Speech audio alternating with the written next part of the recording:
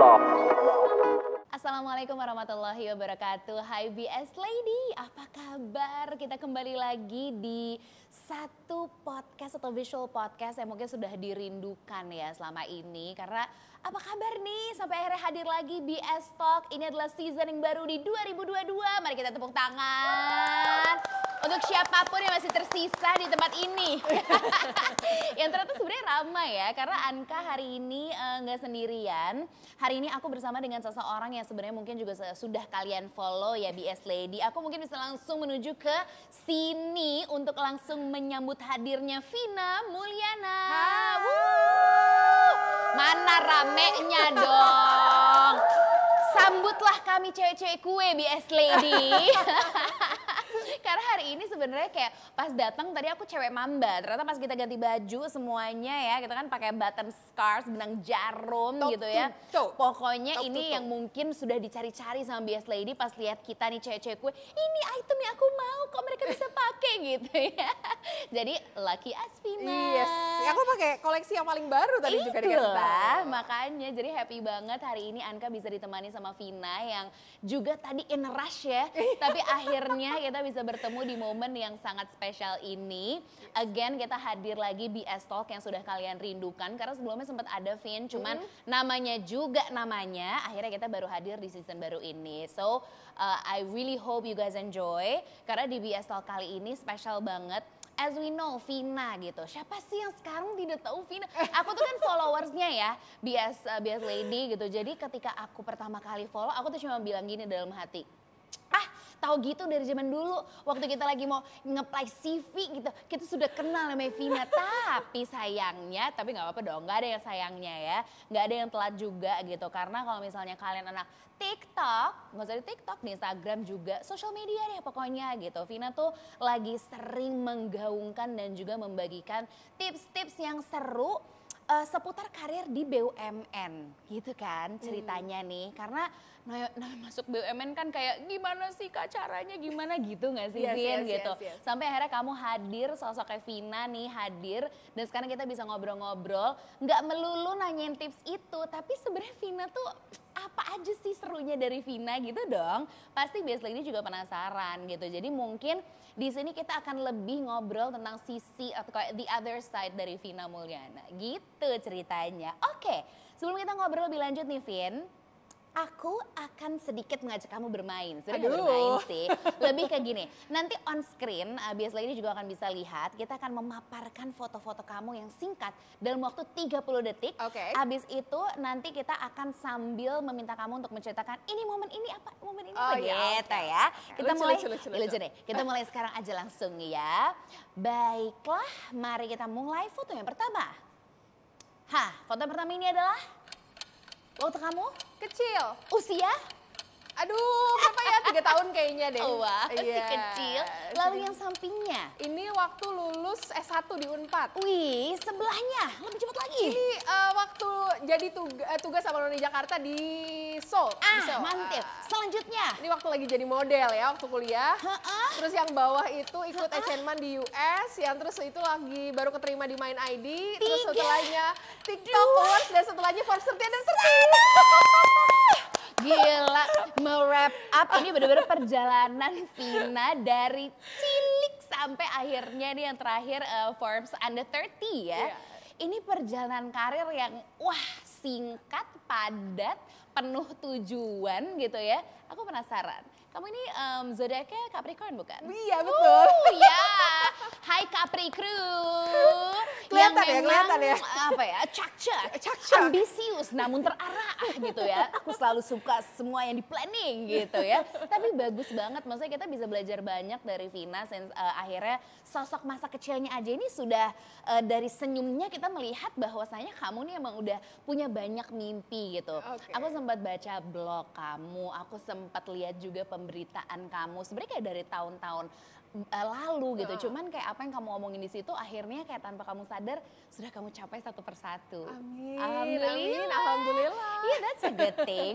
Tapi Vina yang kecil, kita throwback balik ke foto kamu yang pertama, Vin. Kamu tuh kayak apa sih waktu kecil, Vin? Jadi mamaku dulu bilang, aku tuh dari kecil memang anaknya nggak bisa diem dan suka ngoprek barang.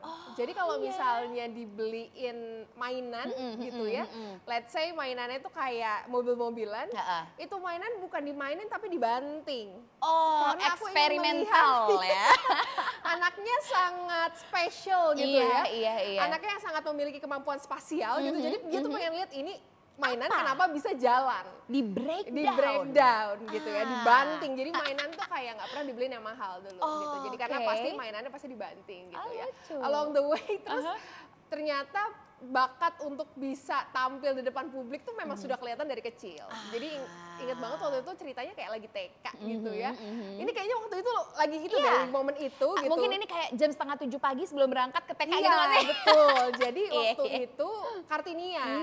Terus karena aku masih kelas yang baru gitu ya, waktu Kartinian itu yang tampil tuh kakak kelasku. Oke. Tapi terus aku di bawah dan melihat bahwa aku tidak suka, bahwa aku menonton saja. Terus tiba-tiba Vina kecil ini langsung naik panggung dan menari bersama kakak kelasnya yang bahkan dia nggak tahu gerakannya kayak gini. Wow, di situ. Jadi kayak di anaknya situ. memang udah pengen tampil gitu dari kecil ya. Tapi dan memang diakomodir juga sama orang Iya, tua. Maksudnya kan iya. itu kadang maksudnya kita celah sebagai orang tua gitu. Kadang kan kayak banyak anak-anak yang mungkin sama kayak Vina kecil dulu, tapi mungkin kayak udah sini malu ini, tapi kalau kamu dibiarkan, Iya, dibiarkan. untuk mengeksplor diri Iya. kamu the way you are gitu Iya, ya. Jadi kamu betul. nggak ada malu-malunya dan justru itu yang membawa kamu sampai ke titik ini gitu dengan Betul. segala prestasi kamu dan pencapaian. Hal paling memorable dari seorang Vina kecil tuh yang paling kamu ingat apa sih, Vin? yang paling memorable itu adalah ketika ya tadi ya mungkin Iya. aku tanpa sadar melakukan itu gitu, Iya, tapi aku tuh sadar bahwa setiap mainan yang aku punya itu nggak pernah ada yang utuh gitu. Ternyata memang Gitu? anaknya memang suka ngoprek gitu dari kecil ya, suka Oke. ngeliat ini sebenarnya bisa jalan dari mana gitu.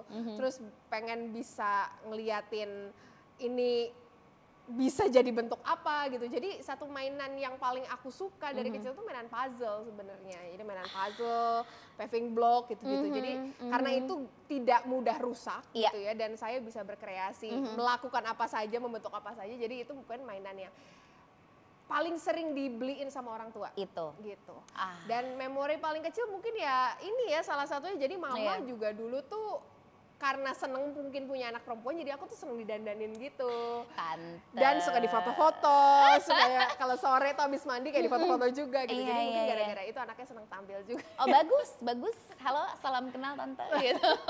Aku sebagai orang tua gitu kan, aku juga udah punya anak Kevin gitu. Aku pengen belajar banyak gitu kadang. Cuman kan kamu menjadi seorang Vina yang sekarang itu kan pasti kamu punya apa ya, semacam satu hal yang terpatri dalam diri kamu yang mungkin orang tua kamu tuh selalu bilang, Vin kamu tuh gini.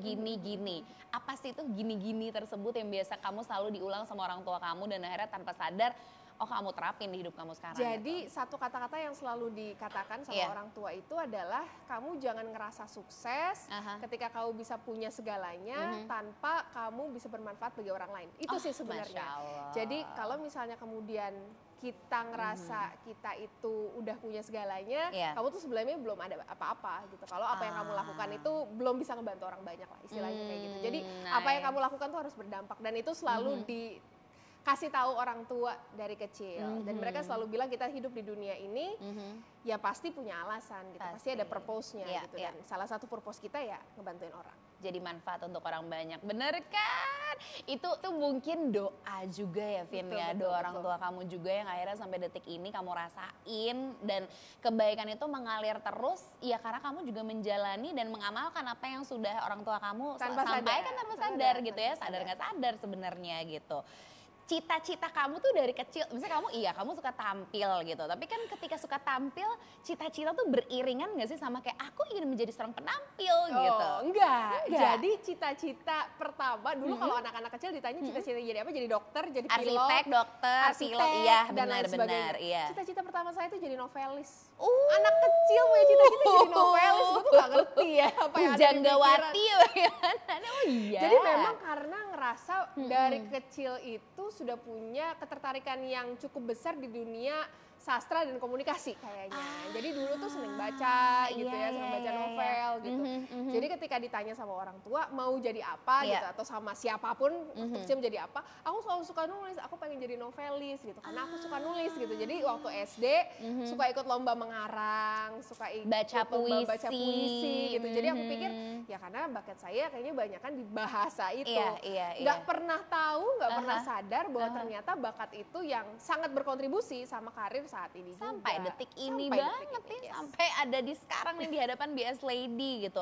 Tapi ya lucunya akhirnya kamu memutuskan untuk memilih Fakultas Agriculture di Universitas Pajajaran gitu. Fakultas Pertanian. Iya gitu. Kamu ada apa? Ada siapa yang mendorong kamu atau kamu aja pengen apa gimana? Jadi kayaknya itu pas SMA, ya namanya juga anak SMA ya, egonya lagi tinggi-tingginya gitu ya. Jadi aku tuh memang memiliki kemampuan waktu SMA merasa bahwa kelebihannya itu di bidang-bidang pelajaran yang menghafal. Dan karena aku anak IPA, satu-satunya bidang mata pelajaran IPA yang menghafal itu adalah biologi. Itu, kan? betul. Nah, terus karena egonya tinggi, nggak mau dong anak IPA harus pivot ke IPS, ya kan? Itu kan anak IPA gitu ya. Akhirnya saya mencoba mencari gitu ya jurusan-jurusan yang banyak hafalannya, sangat ketertarikan sama biologi gitu ya, dan ketemulah jurusan ini. Nama jurusannya tuh bagus banget, agroteknologi. Jadi nggak ada pertanian-pertaniannya. Keren. Ternyata waktu masuk, oh di Fakultas Pertanian. Aduh. Gitu, tapi ya udah that's it gitu kan. Aku nggak pernah jalannya aja. Pernah menyesali juga sih pilihanku ada di sana gitu. Bahkan kalau misalnya aku waktu itu nggak kuliah di sana juga nggak mungkin ada di titik yang sekarang ini juga. Betul, itu emang udah bagian, misalnya itu journey kamu lah gitu kan. Terus waktu zaman-zaman kuliah gitu, Vina di zaman-zaman kuliah, itu tuh kamu ngapain aja sih kegiatannya? Jadi waktu udah masuk Fakultas Pertanian baru merasa kayaknya saya salah jurusan. Oh, ada momen gitu. Oh ternyata ada biasanya tenang. Ada, jadi kalau kalian detik gitu ini ya. ngerasa kayak gue salah jurusan, tenang. Salah jurusan gak berarti ujungnya nanti gak manfaat. Lihat sekarang Vina gitu. Jadi ngerasa kayaknya agak kurang pas nih di sini. Don't get me wrong ya, biasanya. Saya sangat cinta sama dunia pertanian, sangat cinta. Tapi ternyata along the way selama 4 tahun kuliah itu ngerasa bahwa kompetensi dan kemampuannya itu lebih banyak di dunia komunikasi dan HR gitu. Akhirnya ya kan nggak mungkin kan kalau misalnya kemudian pivot di tahun ketiga. Udah cukup buang banyak waktu juga. Akhirnya dan pundi-pundi. Dan pundi-pundi, betul. Karena kan stakeholder terbesar untuk membiayai kuliah masih orang tua. Betul. Akhirnya ya udah saya mencoba untuk mencari beberapa kegiatan di kampus yang bisa bikin aku juga mendapatkan skill yang dibutuhkan kalau misalnya aku mau kerja dan berkarir di dunia komunikasi. Gitu. Jadi akhirnya ketika semester 4, semester 5 aku menemuin tuh Kak, aku tuh sebenarnya pengen kerja di dunia komunikasi dan HR. Akhirnya jadi jurnalis. Betul. Jadi akhirnya aku ikutlah semua kegiatan di kampus ya, mulai dari pers mahasiswa, jadi model, terus ikutan H&M UN, semua itu dilakukan agar si anak Faperta ini ketika kemudian dia lulus dan berhadapan head to head sama anak Vkom, dia punya skill yang dibutuhkan. Istilahnya kayak gitu.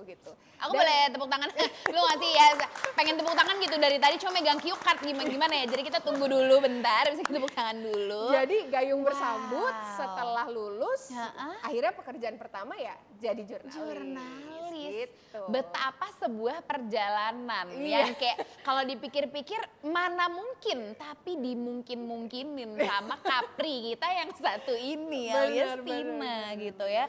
Akhirnya kamu juga sempat ngambil, nah ini di sini kita ada benang merahnya nih, sama-sama lulusan dari London School of Public Relations Jakarta gitu ya. Kita sama master ya. Iya ternyata gitu ya. Dan kamu akhirnya ngambil master di situ. Betul. Ya, jadi karena marketing communication. Betul. Jadi setelah lulus terus kerja jadi jurnalis gitu kan. Kemudian pas banget waktu Apnon, kan ikutan Apnon tuh di akhir perkuliahan. Balik lagi sebenarnya nggak niat menang. Betul. Waktu itu cuma pengen biar bisa dapat pelatihan di bidang komunikasi istilahnya kayak gitu. 2014? 2014. Kemudian menang gitu ya, dan ketika menang itu dapat beasiswa dari LSPR. Jadi kan pas banget gitu kan, komunikasi juga gitu.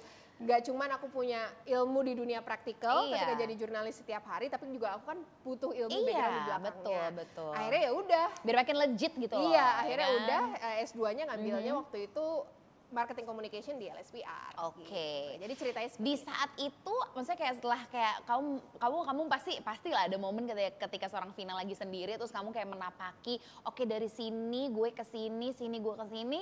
Passionnya seorang Vina tuh akhirnya di mana sih? Jadi memang passionnya saat itu, Iya. itu memang masih besar sekali di dunia komunikasi. Aha. Sampai di titik udah 3,5 tahunan gitu Iya, ya jadi iya. jurnalis, Aha. editorku bilang, lo jangan kelamaan jadi jurnalis Iya, gitu kan. Terus gue iya, kayak, iya. kenapa? I like being a journalist, I like being a reporter gitu Iya, kan. iya. Udah, ini ada kesempatan yang lebih besar dan gue ngerasa lo bagus nih kalau misalnya ikut Iya, kesempatan ini. iya. Waktu itu Kementerian BUMN lagi buka lowongan untuk tenaga kontrak. Communication Specialist to Minister BUMN. Jadi aku ditawarin sama editorku, disuruh untuk cobain Devin gitu. Disuruh Karena- editor langsung. Iya, karena dia ngerasa bahwa kayaknya anak ini punya Potensi lebih, lagi.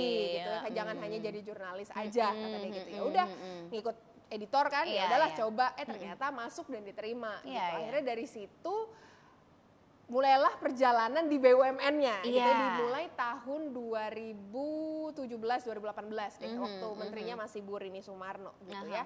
Communication Specialist ke Ibu Menteri. Nah di sana akhirnya belajar ilmu manajemen untuk pertama kalinya. Jadi kan sebelumnya nggak punya background manajemen sama sekali tuh, Iya, nggak ngerti iya, gimana iya. running a company, manajemen bisnis. Bener-bener learning by doing Learning banget by ya. doing banget, tapi karena waktu itu ngikutin ibu kemana-mana, Iya, akhirnya iya. ngerti, oh perusahaan tuh seperti ini, di dalamnya seperti ini, dan lain sebagainya gitu. Habis ngikut dari Bu Menteri juga setelahnya perusahaan aku yang sekarang Iya. itu lagi buka lowongan juga gitu ya. Terus aku apply gitu, waktu itu keterima jadi assistant to group CEO-nya Iya. ke Pak Budi Sadikin yang waktu itu masih jadi CEO-nya Main ID Iya. sebelum dia jadi Menteri Kesehatan. Oke. Ikut beliau juga dan saya juga akhirnya lebih dalam lagi tahu tentang dunia manajerial dan korporat di dalamnya tuh kayak gimana Oke. gitu ya. Di sanalah akhirnya tumbuh ketertarikan baru yaitu di dunia pengembangan sumber daya manusia atau HR. Gitu, toh ceritanya. perjalanannya. Jadi memang untuk jadi HR tuh nggak selamanya teman-teman dari psikologi ya. Iya. Ternyata ada beberapa HR juga yang basic ilmunya tuh dari komunikasi sebenarnya. Jadi karena basic ilmu dari komunikasi, terus saya memiliki ketertarikan yang lebih di dunia pengembangan manusia. Kemudian setelah 2021 gitu ya, Pak Budi Sadikin dipromot jadi Menteri Kesehatan, saya kembali ke Main ID, saya milih untuk jadi HR sampai sekarang. Gitu, tepuk tangan lagi lah. Jadi panjang ya, ceritanya Aduh, panjang banget. sorry banget kita Jalannya sempatnya. tuh kayak kanan kiri kan. Iya loh, tapi sampai di titik itu gitu. Tadi kamu sempat balik lagi gitu ya pas kamu menceritakan perjalanan tuh gila gak ketebak banget. Gak ya, Vin. ketebak, Gak ketebak sama sekali Gak gitu. ketebak Terus ternyata. sampai maksudnya kamu bener-bener mengenyam di sini sedikit tapi lama-lama akhirnya kamu tahu Ada benang kalau merahnya. ada benang merahnya gitu. Dan tadi maksudnya pernyataan kamu itu menurutku membuka mimpi dan juga kesempatan banyak banget di S Lady yang mungkin lagi nonton kayak ngerasa gue stuck deh gitu, kayak aku di sini doang nggak kemana-mana, enggak gitu. Emang kitanya juga harus ya kan, harus luas gitu kali ya, benar nggak ya? Kayak maksudnya untuk sebagai seseorang yang ibaratnya kayak kita kan PR-ing ourselves gitu ya, kita harus cukup luas untuk bisa melihat kesempatan dimanapun dan nggak takut untuk mencoba. Betul. Gitu ya. Apalagi di awal karir sih Kak. Iya, Jadi iya. satu nasihat juga gitu ya yang aku sering sampaikan ke teman-teman. Apalagi mereka yang baru menapaki jenjang karir. Di 10 tahun pertama deh sebenarnya teman-teman kalau misalnya dirinya adalah bukan tulang punggung keluarga gitu ya. Jangan jadikan benchmark gaji sebagai faktor utama dalam penentuan pekerjaan. Itu dia. Tapi pilihlah pekerjaan yang bisa ngebuat teman-teman belajar paling banyak. Itu Gitu. banget. Karena sebenarnya nanti di arah penghasilan itu akan mengikuti pelajaran yang sebelumnya sudah kita dapatkan. Jadi you learn before you earn. Jangan minta earn-nya dulu baru learn. La la la la la la la. Itu sebenarnya ya sedikit nasihat karir. Aduh, ini durasi tepuk tangan harusnya dimasukin di rundown nih. Nggak mungkin jadi sejam nih kalau kayak gini nih. Iya, masalahnya kayak apa ya, misalnya di tengah itu pun gitu tiba-tiba, misalnya kayak lagi pandemi tiba-tiba aku nih ya ngapain lagi kita kan ya pandemi kan cuma di rumah doang, kita scroll. Siapa Vina ini? Mbak-mbak pakai jilbab. Seru sekali gitu ya, kayak aku ingin kembali belum punya karir jadinya ya. Karena maksudnya ketika kamu mulai main TikTok, kamu mulai aktif menjadi content creator di tengah kesibukan yang kayak kita pengen nanya nyelipin di mana waktunya Vin gitu ya. Cuman itu nanti sambil kita tanya juga gitu ya. Saat itu kamu kontennya sampai FYP gitu ya kan. Kemudian dan itu konten yang menurutku nggak jogedan mulu, tapi ini konten yang edukasi banget, iya, karir juga dapet gitu, dan kamu tuh membuat banyak sekali terinspirasi sama jejak kamu yang kamu ceritakan tadi gitu. Mungkin nggak pernah sedetail ini, makanya BS Lady ini wow, kalian beruntung sekali dapat banyak cerita dari Vina gitu. Sampai akhirnya sekarang jadi TikTok Star yang memenangkan TikTok Awards Indonesia kategori Best of Learning and Education. Nah, lagi tepuk tangannya dong, kayak lagi gitu ya. Kayak ya ampun Vin, gak habis prestasi semua nih cue card gitu ya. Tapi bagus, itu yang akhirnya menjadi motivasi untuk kalian juga gitu BS Lady, bahwasanya sebagai perempuan itu ketika kamu misalnya mau terus berdaya itu sebenarnya ada jalannya. Betul, ya betul, sih? setuju banget. Gak berhenti di ketika kamu misalnya menikah, gak apa-apa kalau itu menjadi pilihan kamu. Tapi untuk berhenti berdaya kayaknya sayang. Karena sebenarnya kesempatan banyak banget gitu ya Vin ya. Nah ketika akhirnya kamu menggunakan maksudnya opportunity itu terbuka gitu menjadi content creator gitu. How did you start it?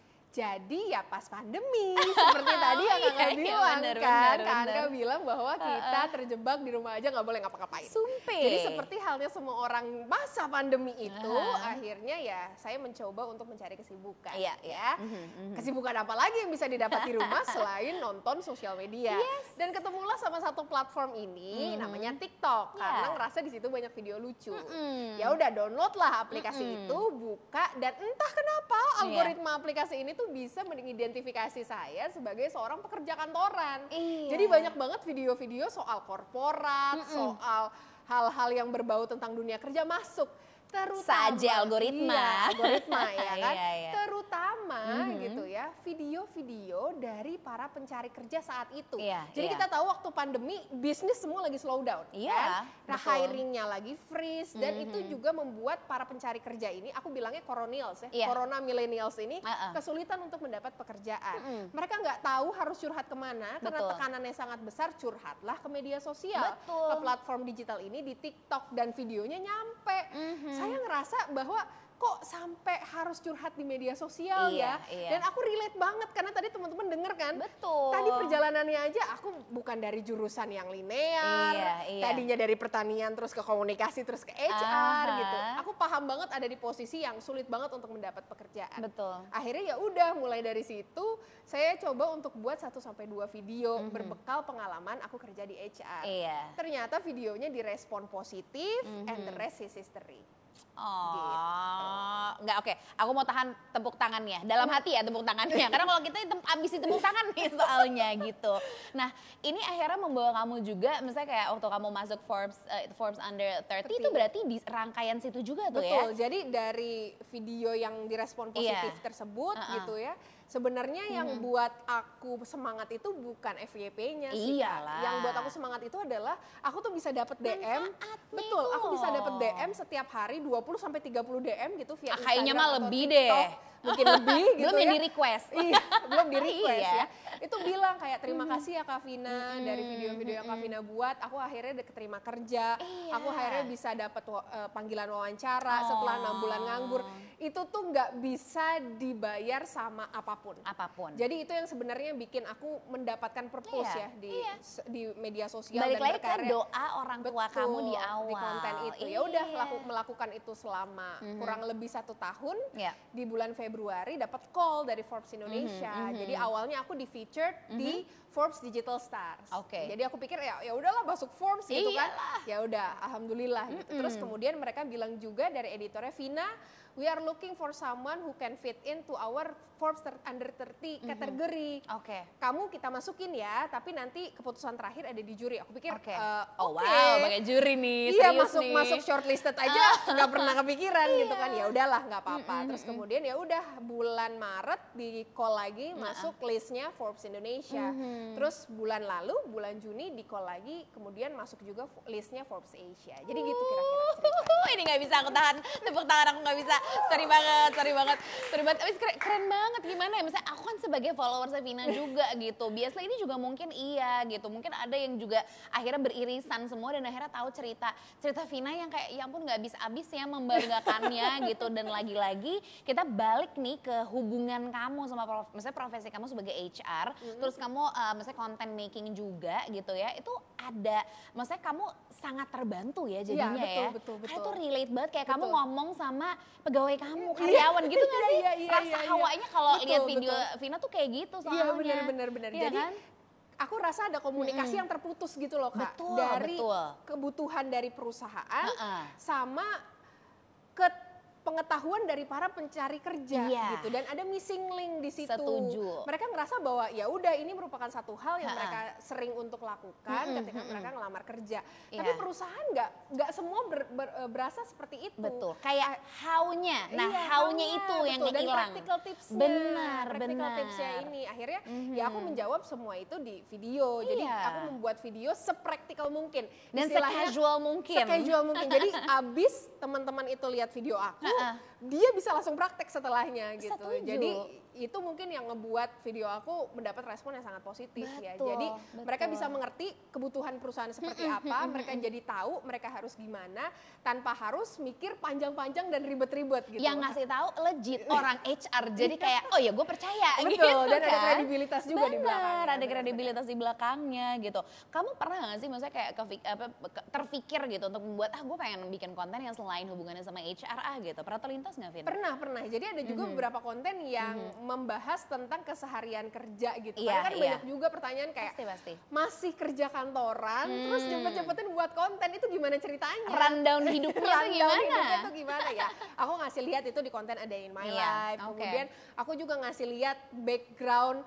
kalau aku buat konten itu tuh nggak semulus itu loh teman-teman. Walaupun teman-teman ngelihatnya cuma 30 detik, tapi tag-nya bisa 1 jam gitu ya, editingnya juga bisa berapa lama gitu. Jadi memperlihatkan bahwa yang namanya proses di balik pembuatan konten itu juga nggak mudah gitu. Jadi itu juga bisa membuat motivasi utamanya bagi para kreator-kreator yang baru.